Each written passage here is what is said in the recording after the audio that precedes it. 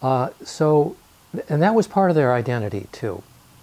And so originally when we talked about faith, it was open. People could come and would be welcomed, wherever they were on a faith or atheist scale. And so that was kind of the starting point. And with the hope, though, at least my hope, that out of this outreach gathering, this group might reach a point of becoming a faith community. Now I've learned a little bit more, and this is partly from another coaching experience, that this group might be the one from which faith communities move out. That those who are ready to go more deeply into what it means to be a disciple, what does it mean to be a follower of Jesus, how could I do that? They might begin to meet and really focus on that in becoming a follower of Jesus, but still meeting with the other group and reaching out, so that that's the beginning of the multiplication process, so that it's not just one group meeting for its own sake. The original group adopted a name. Yes. Tell yes, us. They decided, well, we need a name. And I certainly was not in a position to give them a name. I'm old, I could be their grandparent of most, because they're mostly in their 20s and 30s, some in their 40s. And well, I started them off. I said, well, gay gathering or something. They said, no, queer faith forum.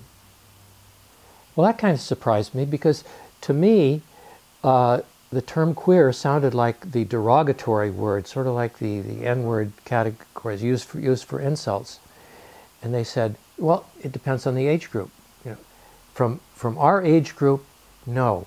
It is seen as more open than GBLT or symbols are, and it's taken as, yes, there's a recognition of there is a difference here, but there are also positive things that we can do when we recognize that difference and accept who we are, and then go out to help others. So they chose that name, and it's been fine. How long has the group been going? I forgot to ask. Let's see. I guess we are 10 months, 11. We started in October 2011, and we've been meeting every other Wednesday since then. And so since I'm aware that of the hope, at least on my part, of multiplying and reaching out and doing more, I've been alert for other leadership that might be able to come in and be trained and reproduce this type of group. Who knows? I said to the group, yes, faith community is something that I think you will find really meaningful if we become that, if you want to. But the group itself will really be who decides what this group becomes and what it is, what the future is.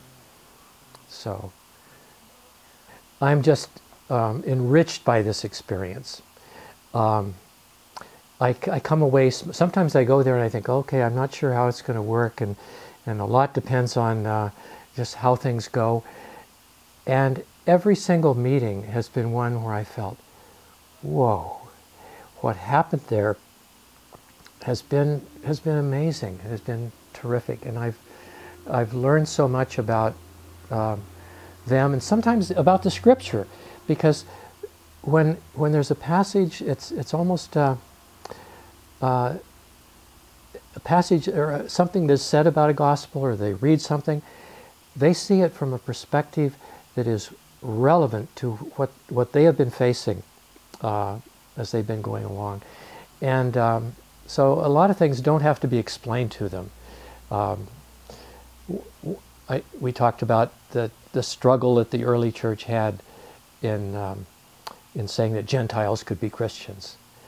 And we talked about Jesus walking along, and there was Zacchaeus up in the tree, and he was excluded by the religious establishment. He was excluded by society. Jesus said, "I'll have dinner with you."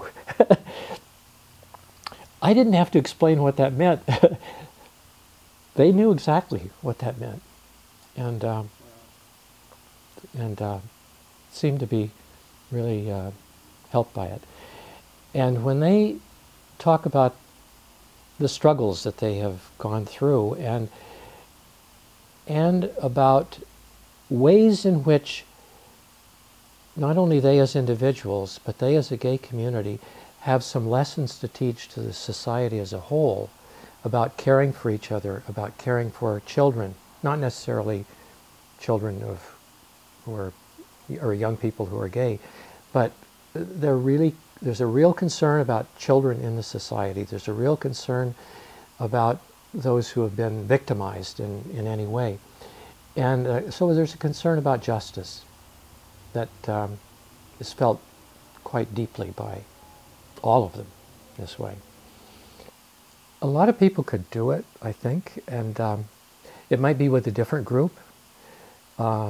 It's actually turns out it's not too hard to start a group if you're open about moving in whatever direction the group is ready to. It could be single parents. It could be scientists, or it could be a group of atheists. Or as long as you're, it's a safe place for them, and they know where you're coming from, and you're comfortable with them saying whatever they want. A lot of people that don't think they could do this. They might start in a home, or so that's one of the things that excites me about this, is both for the gay community and other parts of the population. People from within our established churches could respond and do exactly what I'm doing, and do more of it, and do it better.